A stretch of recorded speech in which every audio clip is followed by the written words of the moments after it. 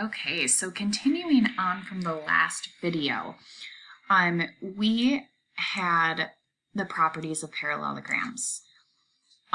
Basically, in this situation, you're given that the quadrilateral is a parallelogram, and you can say all these things about that shape.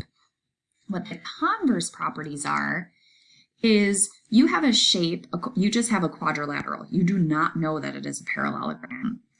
And you want to prove that it is a parallelogram. So here's how you can do that. If both pairs of opposite sides are parallel, then yes, it's going to be a parallelogram. If both pairs of opposite sides are congruent, then yes, again, it's going to be a parallelogram.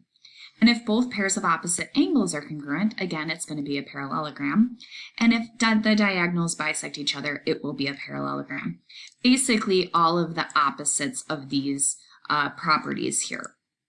However, if you also have just one pair of sides parallel and congruent, so just one pair of sides parallel and congruent, then you can also say that it is a parallelogram. So let's see, in 7 through 10, we have each of these being a quadrilateral. We want to determine if these are also parallelograms. Well, in number 7, we're given no information. While it does look like a parallelogram, there's no markings on the figure to justify that it actually is. So we cannot assume that this is a parallelogram.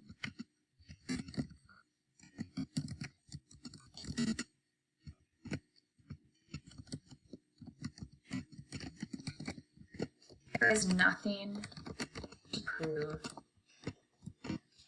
that it is. Number 8, we have two pairs of consecutive sides being parallel, not pairs of opposite sides being parallel. So this is not a parallelogram.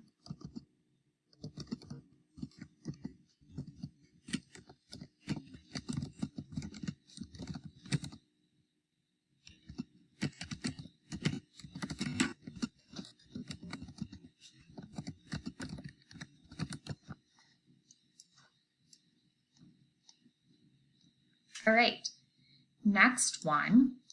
Well, if we look at the consecutive angle measures, if I do 180 minus 107, I do get 73 degrees.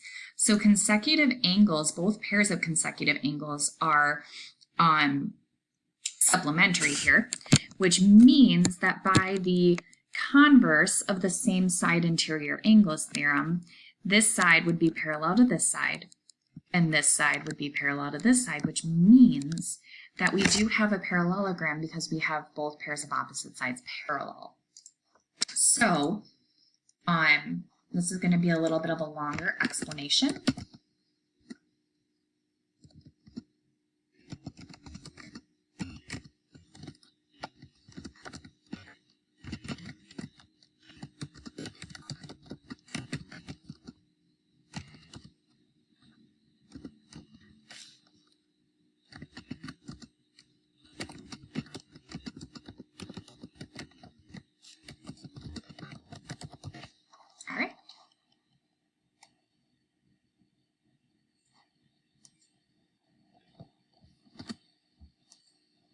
And then the next one,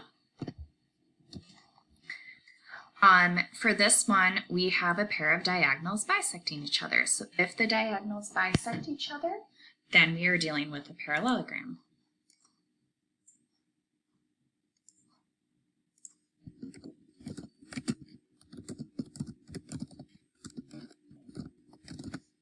All right.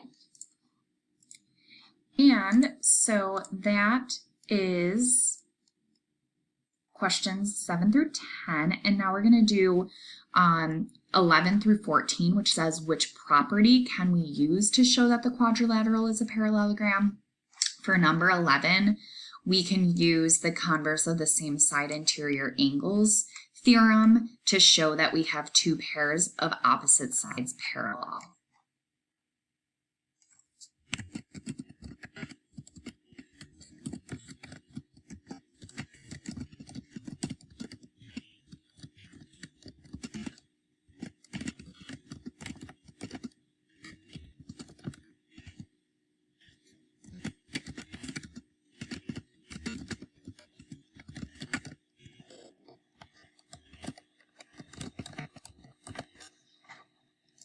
number 12, we see that we have two pairs of opposite sides congruent. So that would be this property here. If both pairs of opposite sides are congruent, then it is a parallelogram.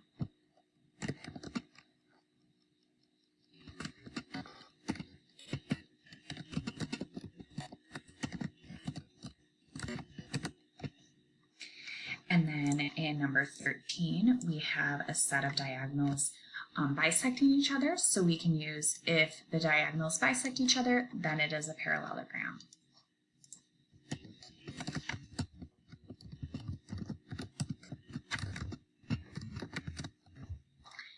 And then number 14, we have a pair of opposite sides congruent and parallel.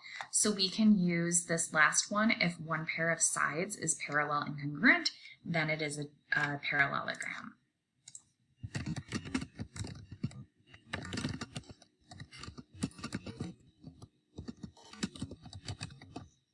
All right.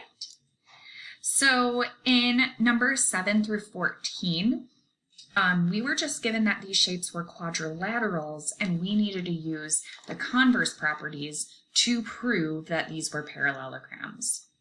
That's what the converse properties are. All right, that brings us to the end of the first lesson.